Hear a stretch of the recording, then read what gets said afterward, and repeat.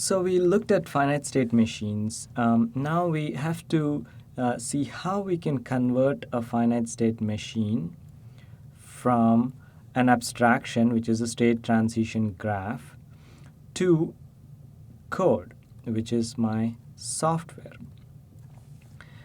In order to do that, I have to build some concept, build upon some concept, and the concept we're going to build in programming is what is called a struct. A struct is the definition would be for a struct would be that it's a mechanism to store composite information. It's a composite store. Now, because it's allowing us to store composite information, we will also call it it's a user-defined type. Now, we've already seen a composite store. An array is a composite store. What an array allows us to do is store a set of items in consecutive locations, and the key thing in an array is all these items have to be of the same type. So a struct, on the other hand, is a composite store where the items can be of dissimilar type. They don't have to all be of the same type. So this is important to us in finite state machines because we want to capture all the information about the finite state machine. We want to capture states, we want to capture inputs, we want to capture outputs, and they may not all be of the same type. Some might be 2 bits long, some might be a string, one might be something else, and states are indexes, and so on. So what we want is a new concept, and the concept is a struct. So let's try to understand this by taking some a real example. Let's say we're working on a game.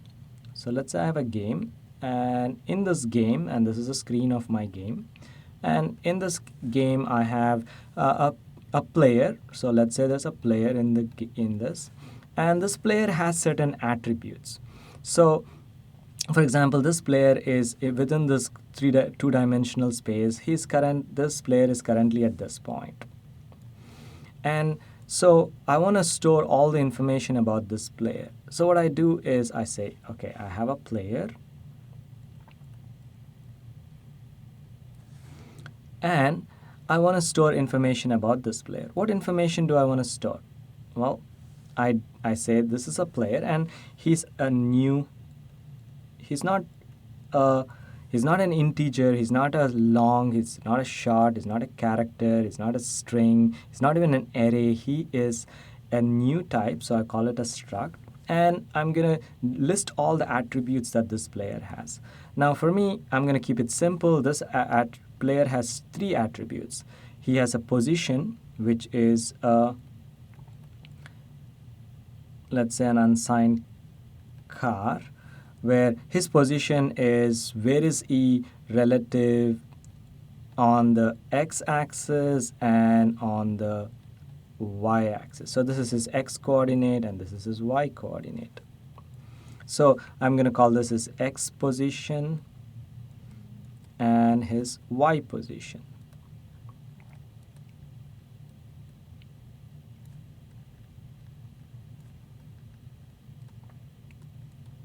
Now, it's possible that the x is defined. This might be my origin, and that's why that's x and y. Or this could be an origin, in which case the x and y have different meanings. But it doesn't really matter.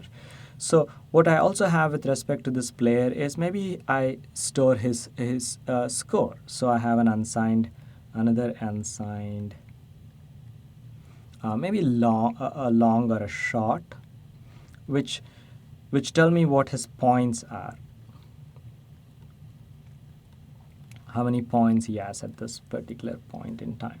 So maybe those are my 3 attributes. So I define that, and this I will end with a semicolon. So this defines a new type called player.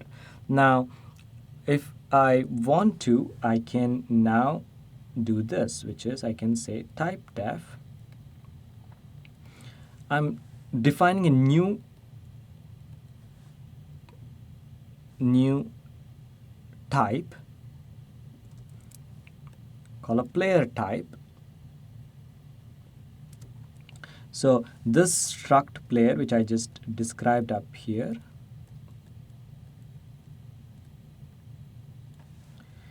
is going to be, from here onwards, I'm going to call him a P type.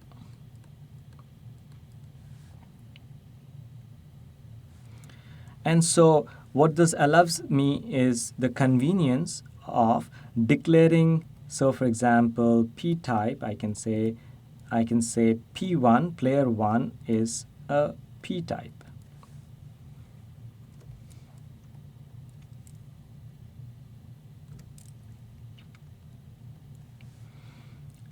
Which, when I make this declaration in memory, then there will be space allocated. There will be one character for where the X position will be stored, another. So this is my P1, and P1 has the first attribute, which is X position, the second attribute, which is a Y position, which are both one character, which is 8 bits, and then I have a score or points, which are 2 bytes. So that's 2 bytes, 1 byte, 1 byte, because my points are 2 bytes long. So I can now declare a user, a particular player like that. Now, if I want to set the player's position, so if this is my declaration, and somewhere in my code, let's say I want to set the position of this player to a particular point. So I can do this. I can say I want to take player 1 and I want to change his attributes. So I use the dot operator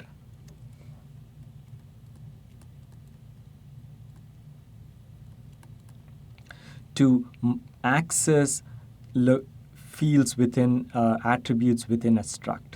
So I say P1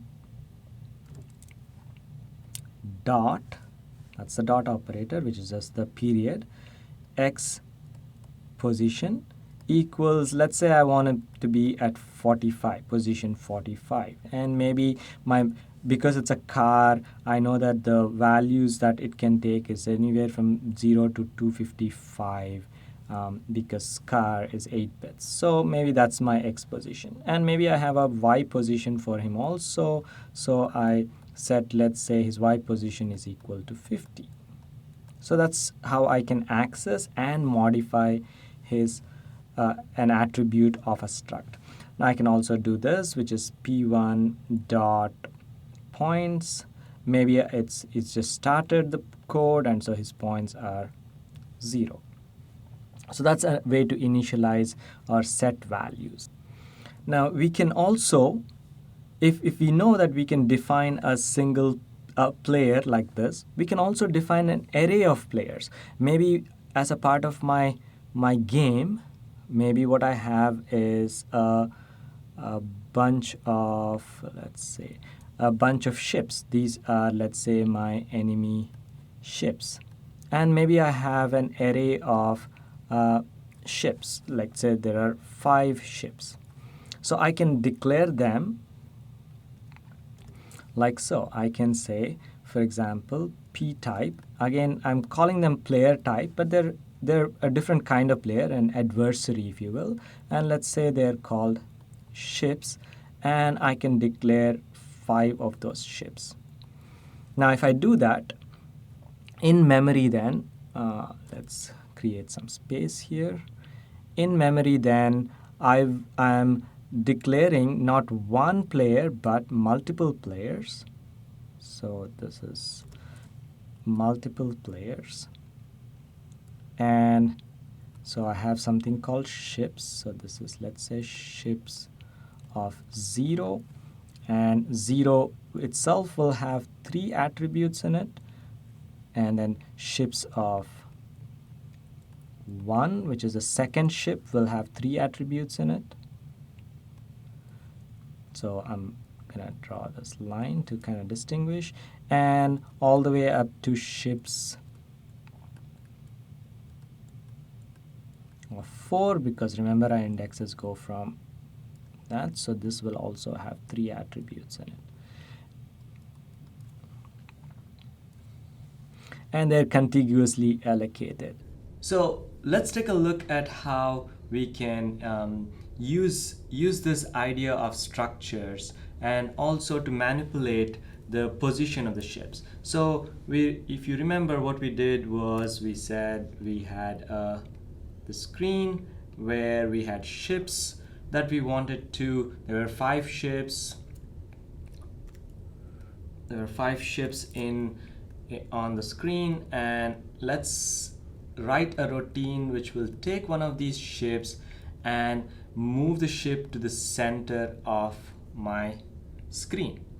And to do that, I have a subroutine that I'm going to write. The subroutine is called move center, and it's going to be past the identity of the ship, which ship I want to move. So I'm going to pass it along I, which is to indicate that I'm passing the ith ship is the one that I'm trying to move. And since this subroutine doesn't return anything, it does some work, it's gonna have a void. So this subroutine will first, it will take my array of ships, which we looked at, and extract the ith ship from that array of ships, which is now a record, which is a structure. And we know that we use a dot operator to access fields within the structure. We'll make the x position be equal to 128. So that we move the ship's position to be an x value of 128 and also a y value of 128. That's its new position. So we set the x position, we set the y position, and we also decided that every time it moves it's to the center, maybe this was some step that it performed that got it an extra point. So I'm going to take the ship's I'm going to check its current points. So I'll compare that against the maximum points possible. So if it's still less than 65535, because remember that the points field is a short, and the largest shot we can have is 65. So the max value we can have is 65535 with a shot. So I check against that bounds, and if it's well within the bounds, then I'm gonna add ships I points. I will add 1 to it, and I put a semicolon there. I close that. Now, so this subroutine, whenever it's called, then will modify the position of the ships, the ith ship in the game grid.